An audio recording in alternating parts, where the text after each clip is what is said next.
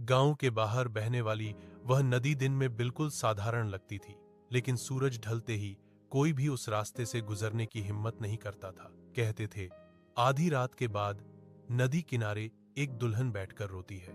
उस रात रमेश को शहर से देर हो गई।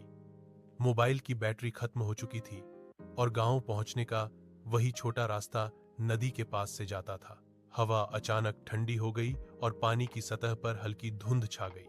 तभी उसने सुना एक औरत के रोने की आवाज, धीमी, दर्द से भरी। रमेश के कदम अपने आप रुक गए। नदी किनारे लाल जोड़े में एक दुल्हन बैठी थी। उसका घूंघट आगे झुका हुआ था और हाथों में टूटे हुए कंगन थे। रमेश ने डरते हुए पूछा, बहन, आप यहां अकेली? दुल्हन ने धीरे से सिर उठाया। उसका चेहरा पीला था, आंखों से काले आंसू बह रहे थे। वह बोली, मेरी बारात इसी नदी में डूब गई थी।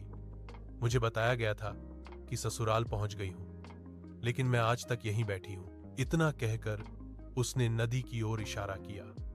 रमेश ने जैसे ही पानी में झांका, उसे कई चेहरे दिखे, दूल्हा, बाराती, औरतें, सब उसे घूर रहे थे। अचानक दुल्हन खड़ी हो गई। उसकी आवाज बदल चुकी थी। क्या तुम मुझे घर पहुंचा दोगे? रमेश पीछे हटने लगा, लेकिन उसके पैर हिल नहीं रहे थे। तभी मंदिर की घंटी की आवाज आई। सुबह होने वाली थी। दुल्हन की चीख गूंजी और वह धुएं में बदलकर नदी में समा गई। आज भी गांव में नियम है, अगर रात में नदी किनारे किसी दुल्हन के रोने की आवाज आए